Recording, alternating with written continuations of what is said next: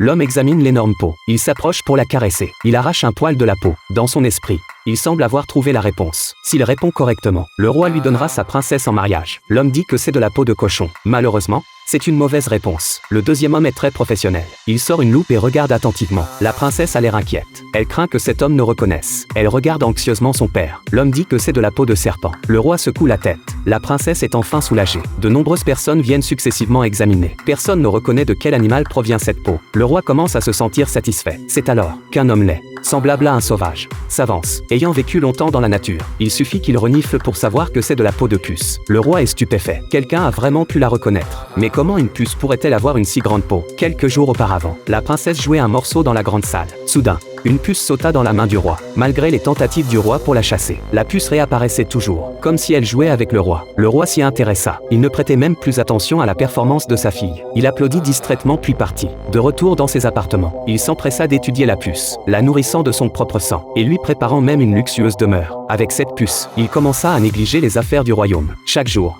il créait toutes sortes de jouets pour la puce. Il lui fabriqua même un petit tricycle et l'entraînait quotidiennement. Le temps passa rapidement. La puce atteignit la taille d'un chien. Une grande assiette de steak devant elle fut rapidement dévorée en raison de cette trop bonne alimentation. Peu après, la puce mourut d'obésité. Le roi, tenant son animal bien-aimé, était profondément attristé. Il veilla sur elle pendant 7 jours. Pour commémorer son animal bien-aimé, il l'écorcha et garda sa peau en souvenir. Lorsque la princesse atteignit l'âge du mariage, elle exprima son désir d'épouser un homme grand et beau. Son père accepta sans problème, puis sortit son précieux trésor et annonça à tout le royaume que celui qui reconnaîtrait cette peau obtiendrait la main de la princesse. L'annonce faite, tous les jeunes hommes se présentèrent, mais quelle que soit leur façon d'examiner, aucun ne reconnut de quel animal provenait cette peau, jusqu'à ce qu'un sauvage apparaisse et l'identifie d'un simple reniflement. Bien que le roi soit mécontent, pour préserver son autorité et sa crédibilité, il laissa le sauvage partir avec la princesse. Le sauvage emmena la princesse par monde et par veau, escaladant des falaises, jusqu'à sa luxueuse demeure, où gisaient divers restes d'animaux. Le sauvage dégagea soigneusement un espace. Il n'y avait pas de vêtements de rechange. La princesse devait suivre le sauvage et manger de la viande crue. La princesse pleurait tous les jours, souffrant terriblement, jusqu'à ce jour. Pendant que le sauvage était parti chasser, elle aperçut une vieille femme en face, et la supplia de l'aider. Mais ils étaient séparés par un abîme profond. La vieille femme dit qu'elle ne pouvait rien faire. Mais face aux supplications de la princesse, la vieille femme fit venir son fils qui travaillait dans un cirque. Grâce à leurs compétences de funambule, ils parvinrent à faire traverser la princesse. À ce moment précis,